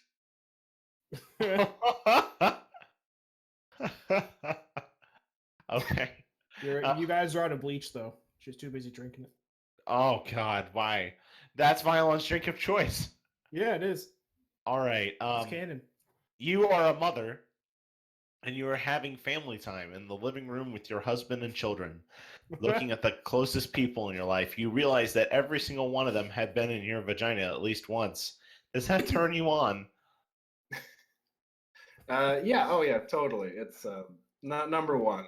And now all I can think about is trying to shove them all back in there. I like where this is going. These are like Megapone tier stories. Can we just keep talking about this stuff? I like this stuff. No. Come on. Maybe. I'll make you an offer. You can't refuse. No. Let's see. The next question. No. You, Derpy, are a sadist. And you have taken your neighbor's baby. You put it in a box full of razor blades and kick it down a flight of stairs. What? The resulting mess deeply satisfies you, but it feels like an orgasm. Euphoric but brief. This time you decide to prolong the execution. What the fuck is this, Phylon? This is a new low. Should we find help for her? This is the next chapter of Pencil's story. It goes on. Babies are hard to get because you don't have a partner to make them with. What the fuck is this? After watching your new toy crawl around in circles by a hand nailed to the floor, you decide how it should expire. Will you stack bricks until the rib cage cages in, or will you kill it with fire? Oh my god. Do you have anything for that, was way Derpy? too Like long. at all? What? That was Yeah, what is that? There's that like taco shell commercial with the little Mexican girl. Doesn't she like why not both? yeah. ¿Por qué no las dos? Otaku, this is your time to shine. Now, whatever the whole question, read it in Spanish. What was that? Wait, what was the question? I wasn't paying attention. Look at it. The whole question. The sadist and babies and You have to read it in Spanish. Basically, the question is just: would you rather stack Tú, a baby tú to eres- death with tú bricks eres una or kill it sadista with fire? Tú eres un sadista si agarraste tu, I don't know the Spanish word for neighbors, bebé. Tú las poniste en una caja con tijeras y las... I gotta be honest with you guys, I suck at Spanish and I'm a Mexican. what the fuck? You're out of the podcast. That's it. It should be in your genetics, man. I can't It's believe you can't even not. speak Mexican. You can't speak other side of the Alrighty. Wallian. Let's You move can't on. speak backyardigan. Let's move on to the final two questions from Violet. Let's move along. You are a pedophile, and you The pull up end. your van on your next victim, holding a bag of sweets. You tell the little boy, "Hey, kid, if I give you candy, will you come in my van?" He replies, "Hell, mister, if you give me the whole bag, I'll come in your mouth." Is this catch a great catch? Gotta catch them all. Yeah, he definitely, by the sounds of it, is like in my top 5 kidnappable kids category. He's got. He earned himself a spot in my basement. Oh my god. This reminds me of a picture I drew the other day. Alrighty. See, that sentence was okay, but the context you use it. The final filthy question is, how was your day? It was terrible. I had no baby to kill and no children to steal, so it was a very, very poor grade. And no vagina either. How are you going to handle explaining this podcast to your sister? With any hope she'll have forgotten I ever mentioned. How was the bendy questions? I wasn't here for those. They weren't terrible, but oh man. Oh, Okay, I was gonna ask, have you ever had Bendy on this show? Yeah, a couple we have. We He is on our list of people that we did before we had a YouTube channel and Skype. before we began exposing that. Yeah, it was back in the Skype days when our calls were even worse than they are now. What was there a drinking word? Butts, yes. Okay, of course. That's all I had to know. Alrighty, we're gonna stroll all the way down to Dr. Foxwolf now. And his first question, these are a bunch of kind of rapid fire questions, it looks like. How good are you at handling pain? Physical, totally average. Emotional, I could probably keep things bottled up for years. Alrighty. Would you a thing pony? Yes. How good are you at handling fear? He didn't answer that. I answered that. No, fuck you! Fuck you, carrier, and your fucking answers. Get out! I'm done with you. All right. Excuse me. Would you a thing pony, NaturalBornDerpy? Considering I don't know what that term means, I can only guess. Give me like 30 seconds. Do you know the movie The Thing, with that creature that assimilates? I do. It's basically that, but in this fandom. Oh, God. The general idea around her, yes. So she is a very gentle horse, and when you are just interacting with her, she's fine. She appears like a normal pony. She interacts like a normal pony. But once you start having sex with her, she begins to revert back to the thing. That's when it gets freaky. No, she'd be set on fire. Oh no. Aww. She made you a birthday card though. But dude, she can give you great spider head. She made you a birthday card. The teeth are probably a bit too much. She can see you from all directions. That doesn't help. Oh God! Did for me. All right. How good are you at handling fear? Not very good. Considering I had to drink to be on this. Oh. Are That's you doing offensive. okay? Are you having a good time at least? No, surprisingly good time. Yeah, no, my biggest fear in the world is public speaking. So the fact that I'm here is quite weird. Oh, It helps wow. that we don't see your face. Yeah, probably. Alrighty. The next question is, how strong is your gag reflex? What gag reflex? I'm no sausage eating girl, but I'm probably okay. All Good right. enough- Good enough for that little boy to try to snatch. What is the dankest meme? I know what regular memes are, because I'm kind of old, but I have no idea what dank memes are. Really cancerous. Yeah, they sound like just wet memes or like ones that have been left at the bottom of the ocean. It's like Harambe. Oh, There'll have to be a normal import of rare Pepes sent to your inbox by the Yeah. people in the chat then. Everyone get on that. Chop chop. Let's so sorry. see. Can you kill what is already dead inside? I tried. I'm trying. I'm drinking most every night. It just hasn't quite worked yet. But I'll keep at it, and I'll let you guys know. Oh, good. Yes, definitely. If How you do let manage us to, know? let us know. Yes. How do you wake up dead? That's called a hangover? Unless you a zombie. All right. Which is more painful? A glass bottle shattering while shoved up your ass, or seeing someone mix good scotch with Pepsi and put ice in the glass? What? I'd like some glass in my whiskey. Sharp taste. Well, no, considering I don't drink scotch, I'd probably go with the scotch answer. As much fun as a free ride in an ambulance sounds. Free? Yeah, no. Canada. He's in Canada. So Man, is Canada there like keeps an sending- increased number of the glass incidents then? Since it's free? This magical land you call Canada keeps sounding more and more like Atlantis. I'm guessing that's Except Canada's on a map. I'm starting to suspect that Canada is where I'm seeing all of those people climbing on the very tall buildings and hanging off of them. Maybe. Because if they fall, either they die or they just go in a free ride in an ambulance. Either way, it's entertaining. All right, in the next question. Do jokes help briefly fill the gaping void inside of you? It's sexual.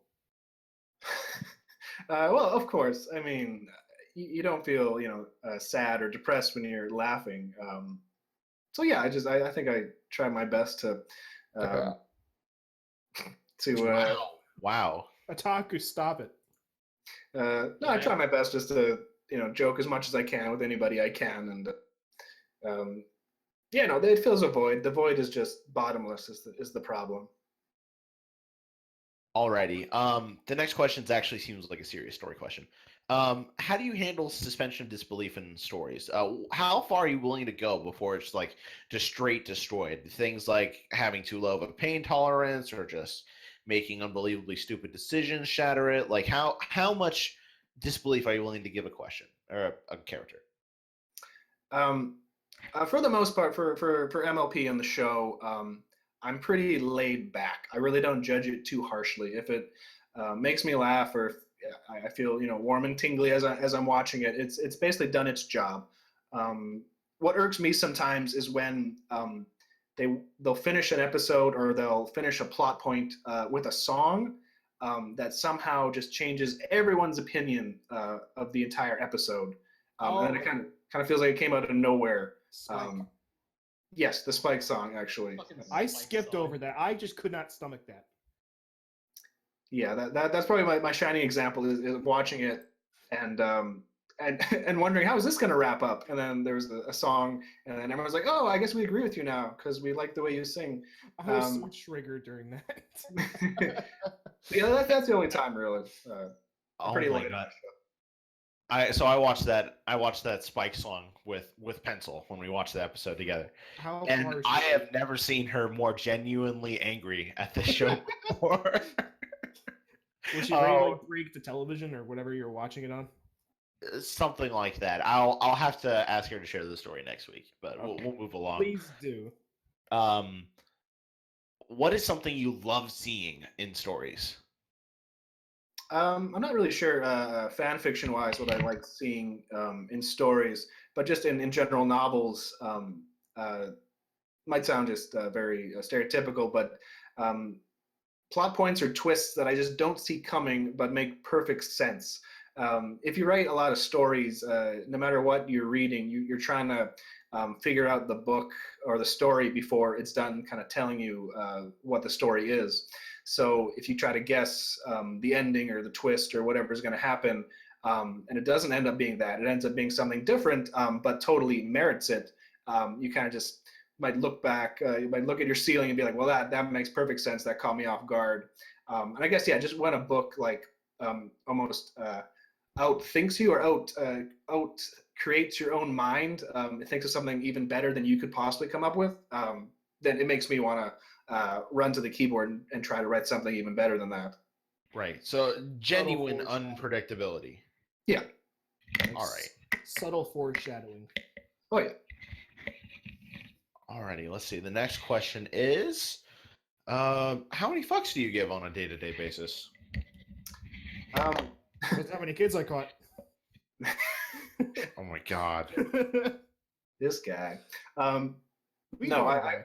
I wake up with one big fuck that I carry around all day long. And slowly but surely it gets whittled away by people until I return home with no fucks left to give, and I have to restart the next day. I feel like the same thing would be said by pregnant women. Ooh,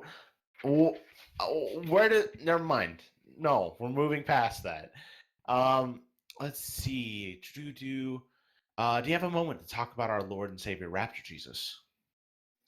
No, I do not. I really don't know the deal of Raptor Jesus. He's got a vicious rivalry with the spaghetti monster. It's not a very good scene. Oh, no, okay, then I believe it's the spaghetti monster. Let's see. The next question. Oh my gosh, these questions.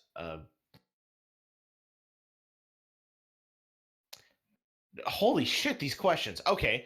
How many near-death experiences have you had, and do you want to talk about any of them?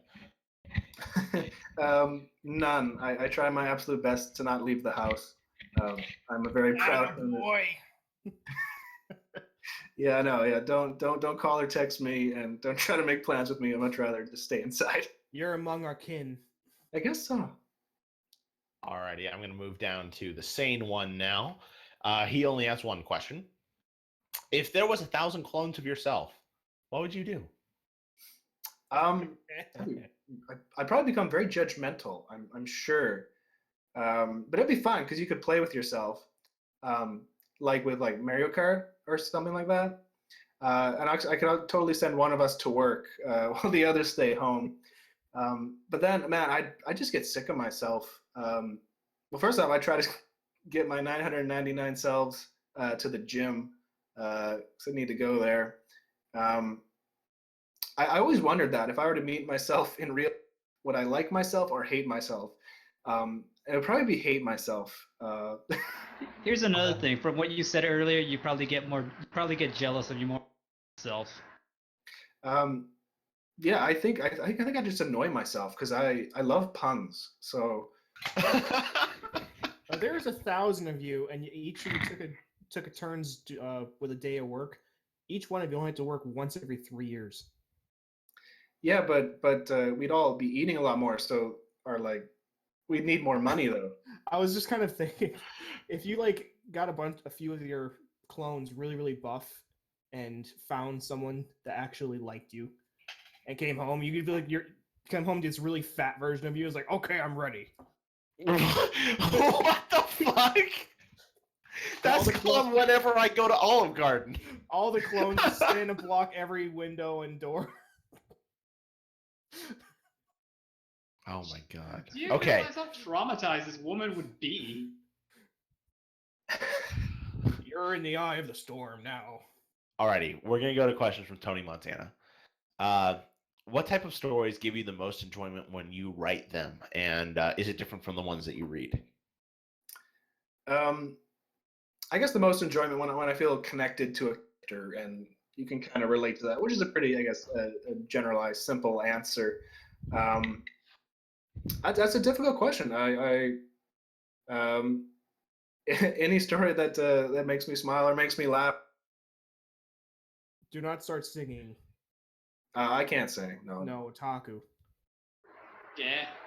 No, stop. So you started singing it before, so I'm just making sure. Do you? The next question. Do you have any plans for celebrating when you hit 50 stories? No, I'll just reevaluate my life.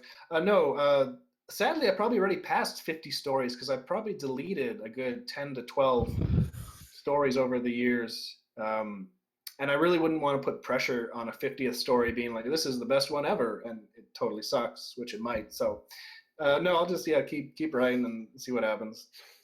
What merits deleting a story?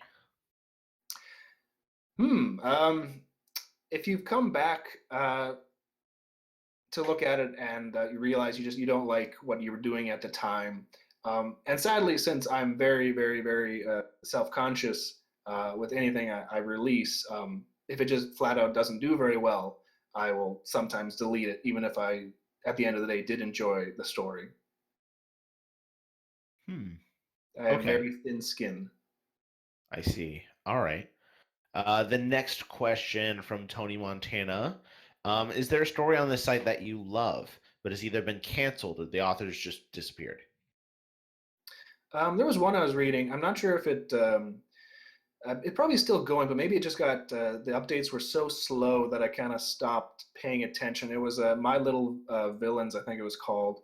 And again, because I love villains and cute stuff, like it just really worked for me. And I think like it was taking like 2 or 3 months to get the next chapter out, and I kind of lost interest. But one that might never come back is a Rainbow Bob story that had Sombra and Pinkie Pie in it. That I think got 3 or 4 chapters. Might have got a new chapter like a handful of months ago, but I think he might be gone for good, sadly. You're abducted by your van. It's a big van. It can fit so many people. A lot of chains. Alrighty. Let's see. The next question is: how does it feel to be kidnapped by Non-Pencil and the rest of the cast and forced into the closet where Flighter Priest is imprisoned? It's actually quite comfy. They just ask me so many questions. You've been reading from these papers. Very good so far. True. You've been doing How really cold well. is the muzzle of that revolver? It's warmer in my mouth, so it's all good. You talk really well for having something shoved in your mouth. It's warmer in my mouth. It's called practice. It's called having no gag reflex. Priest, did you just say it's making your mouth water? It's watering my mouth. That's what I heard. Ah. I love cold steel. All right. Would you ever suggest to a family member who is totally not insane to listen to this podcast?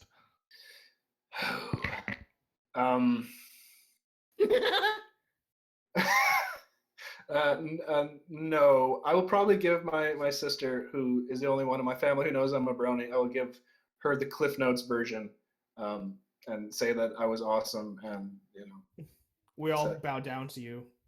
Yeah, I guess. And now it's on YouTube. It's just a 2-hour senpai session. Alrighty. Are you concerned about any questions said family member may have heard regarding what happened on this podcast? Man. Well, the thing is, it's weird because actually, technically, my sister got me into fan fiction writing. I got her into the show, and then she started reading Bride of Discord and said, "Have you ever read that?" I'm like, "No, what is this? What's this thing called fan fiction?" And I read that and really liked it and read the sequel. And then she said, like, "Well, have you ever thought about writing fan fiction?" I said, "Well, no. I mean, I write original stuff. Why do I want to do that?" And then, like 2 or 3 days later, like the little inkling of a story pops into my head, and I go, "Well, okay, fine. I'll write one story, and I'll see what happens, and then I'll go away and I'll do whatever I want." But that obviously wasn't the case. The bad part is that my sister sticks to the very innocent side of all this. The comedy, the lightheartedness, the romance, and I think I even tried to explain the M-rated section of the site, because I think I was feeling a little down when I noticed how good they were doing, and she's like, like, what do you mean? What do you mean characters would be having sex together? I'm like, well, yeah, some people kind of like that They stuff. don't have genitalia. But they're doing it anyways. And yeah, so I think I'm keeping her kind of far away from that side of everything. But I'm still happy she enjoys the show regardless. Does she read your stuff? Oh yeah, Huh. she has to. I ask questions about it. Oh wow. So would you consider her your editor? No. I have no Just editor. inputter. Not even. She kind of reads it after the fact. I'll pitch a story idea. Like I was just talking to her randomly about an idea that I had no intention of turning into a story. It was talk dirty to me because I thought it was just a really bad joke spread over 1,000 words, and she got her I laughing. read that one. So yeah, I got her laughing, and she's like, "You should do that. You should write it. Who cares?" I'm like, "Oh, okay, fine." And so sometimes I'll pitch things to her, but more or less I just do whatever. I gotta tell you though, for that talk dirty one, I saw the kitchen sink coming on a mile away. See, well, I wasn't my idea to post it anyways. It's not my best. Getting defensive. No, it's totally fair to just post something because hey, look, it's written. I did it. It doesn't matter. It's the best thing ever. It's a catharsis thing. I posted Cushy because Rap told me to. Yeah, and like I probably wouldn't have posted my most recent Discord story, but I had a bet with Lise, and fair is fair, so Where were you it's betting? up. The 4chan Cup. Ah, of course. Yeah. So, all right. Next question. Is Spike worthy of death, or is that too honorable a sentence for him? Spike can be sentenced to be the fourth male main character in every story. He can never be the star. He can always be the side character. But no, he shouldn't die.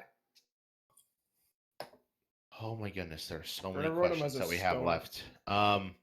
Let's keep on moving down. We're going to move down to questions from OMG Beta. What gave you the idea for What Remains of the Chaos King? That one's a simple one. I read all the besides the Equestrios one, and they had a special called Fiendship is Magic. And in that one, it has Sirens one where they do battle with Star Swirl, the Bearded, and at the end, he just gets really pissed off and throws them through the magic mirror and sends them to the human world. And I kind of read that, and I kind of like, well, that'd been interesting if, say, thousands of years ago, he got mad at Discord and chucked him through the mirror, turning him into a human, taking away his magic, and basically just screwing him over for 1,000 years. And I really like putting ponies or creatures onto normal Earth and seeing how that works. And for some reason, I really like office buildings. So the idea of like an office worker having to go down into the basement and deal with a human version of Discord who would love to tear him apart but can't because he doesn't have any magic, and just getting all weird with it. That's really interesting. Would there be an auspice love? Wow, stop. Okay. Let's see. What wouldn't you do for a Klondike bar? I've never had a Klondike bar, so I'd probably just buy it. You shouldn't even do that. Just borrow one? No, unless they're like the mint, dark chocolate, or Reese's. It has the word dyke in it. It's Reese's. Reese's. No. Reese's. Okay. We have a set of questions now from Chat Penguin Lips. Chat. God. Who's this fucker? He starts with, all right, you dastardly bastard. I'd be remiss if I didn't start by saying thanks for joining us. It's great to have you. Speaking from a, hey, the cast cordially thanks you, standpoint, really big fan of your writing, and if I had to set a goal where to be in 5 years, it's simply NaturalBornDerpy. It's written in my writing notepad and everything. You're a really big inspiration for me to write, and as I write, I'm a busy person. Chap defends making one of his famous excuses for why his work ethic sucks more than a Kardashian. Thanks for hanging out with us. He knows he's not the only one that's glad you're here. So, On to questions. Let's see. First one was what inspired you to write? You already answered that. Accent gave me cancer. Oh, good. Question number 2. You've had 7 or 8 stories surpass the 1,000 likes mark. Quite the achievement. Of those 7 or 8, which did you least think would hit that mark? Are there any that didn't hit the 1K mark that you thought you would? Answering the second question first, I really don't expect any of my stuff to do any real business. If they do, that's fantastic. But there's never really anything that I'd be like, well, this is totally gonna get like it's. As I said before, I really don't know what I'm doing. I'm just happy that some of it's connecting. The ones I'm most surprised, I guess, would be that changeling one, anyone you want me to be, which I guess like I know people use the term like one for me, one for you, and I had just finished my biggest story,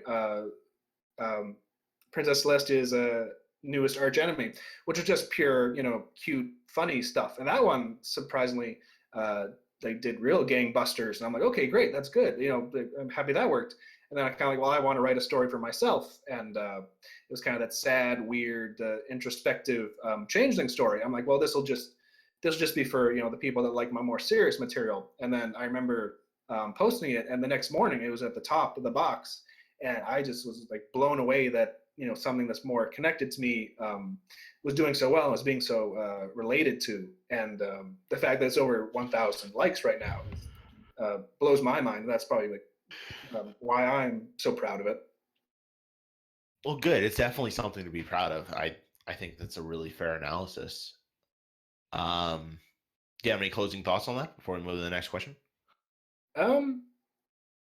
No, that's about it, really. Yeah, I'm happy when things do good, and I'll take what I can get.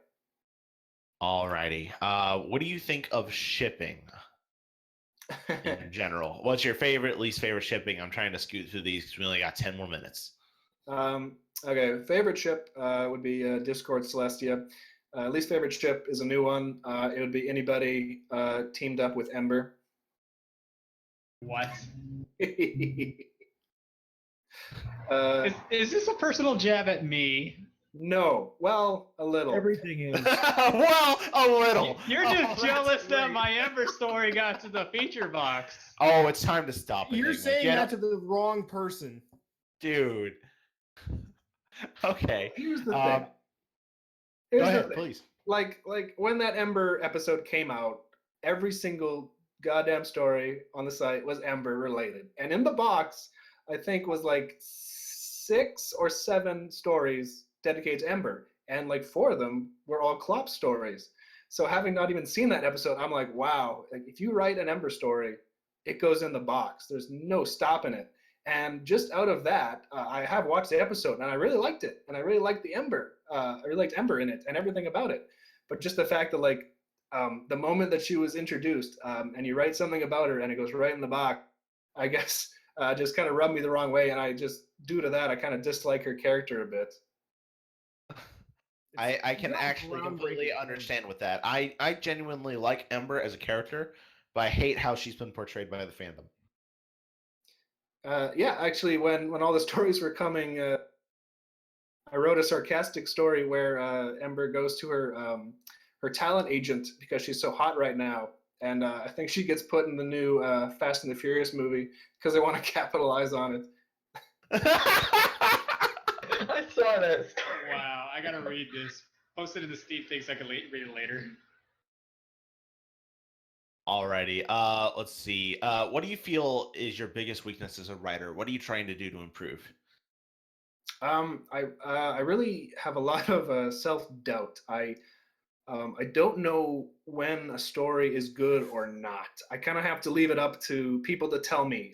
I'll put the same amount of enthusiasm and effort into everything I do, but basically once it's out, people can tell me like this was something good or this was something bad, and I'll be like, oh, okay. I kind of lack a spine of knowing when something is good or bad, and sadly I have to leave it to others to tell me. Yeah, I guess I just wish I had more backbone when it comes to writing. Well, that's kind of referred to as the creator's curse, and pretty much everyone has it, where you take a step back and you're like, I can't tell whether this is good or not, so you hand it off to people, and then they kind of give you feedback. Is that kind of close to where it is? It definitely is. Yeah, I wish I could kind of. I guess it also comes with just not having much of an ego. I really don't like that. I played in a band for a long time with basically everybody but me. Just had an overloaded ego, and so when they would come in with a song, it would be like, "Here's the best song you ever heard," and that's kind of all it was, even if they weren't. And I really just don't like to do that. I kind of just like to have the material speak for itself, and not tell people that I'm a great writer. I write great. Like no, like you tell me if I write any good. I write words. Alrighty. The next question. What advice, if any, would you give to growing authors, new writers, people who look up to you? Run. Honestly, try anything, because I wasn't really like an overnight success story. I started with a very long, very personal story I thought would do very well, and it didn't. And then I kind of just tried a bunch of different things, and some clicked and some didn't. And I kind of had to figure out what worked, and I still don't really know what works exactly. But I like to try my hand at everything. I haven't tried everything. I should. But I would say, like, don't try to pigeonhole yourself into one genre. You should write whatever you feel like, whether it's shit or it's gold, serious or comedy, romance or clop. Try your hand at everything, because you don't really know what you're going to be good at. Because when I first started writing, I was like, I'm not a comedian. I don't tell jokes. I write very dark and serious material. But here I am now, and most people probably know me as that goofy comedy guy. Yeah, sometimes people never find out what they're good at, like otaku. Alrighty. There's so many questions in this thread. I'm gonna desperately try to grab at least like one What's more your from good other people.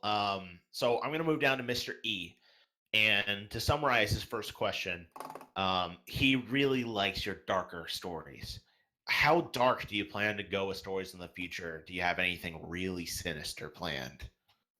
Yeah, I am going to be doing a story that came to mind a little while ago. That'll have the full-blown gore and dark and horror tags and all that. A nice one-shot. Can't really give details, but yeah, it's coming. Alrighty. We'll stay in suspense then. That's Anticipate. horrifying. The next question we have from Short. I'm gonna ask him. Well, he asks you, "What's your favorite meme?" Oh man. Maybe that bear that gives out confessions, because it's an easy way to kind of vent however you're feeling in a half-assed joke. So you're talking about Alright. advice animal memes. Sure. I really don't know that many memes. Sadly, I'm very That- old. That's fine. That's Just say you're totally wrong, fine. eh? So next question comes from Cyberphazon, and he's interested. What do you kind of think of the differences in an anthro story versus a humanized story versus a feral story, where the just normal pony fix? Where do you think each kind of genre of portraying the characters lies? Are there any that you just can't stand? I'm never gonna tell anybody not to write anything. It's freedom of speech. There's some stories that I read recently that made me want to gag, but I'm not gonna tell them not to write it, because it's free country. Do whatever you want. I'll probably never write an anthro story or a equestria girl story, because I really just don't. I want to keep them as they are in the show. I want to keep them ponies. I could see anthro for a lot of clop stuff. That's fine, I guess. But I can't really imagine like changing them around if you're just telling a straight story. Like the only difference I can see is like they have hands. Like if you just are really sick of them, not being able to pick up stuff, and you just want to change them to anthro. But otherwise, yeah, don't really have much of an opinion on the different styles. Alrighty. And then I'm going to grab one final question from the last unique commenter in the thread, Lunatone. Do you like poutine? I very much like poutine, just the standard New York fries poutine. Alrighty. Then that is all the questions that we have time for. That said, do you have any final parting words that you want to give as a thank you to your fans or to everyone who's still watching at this point? We've still got 20 people out in the chat that I know they're bummed they probably won't have a chance to ask extra questions, but do you have any final closing thoughts?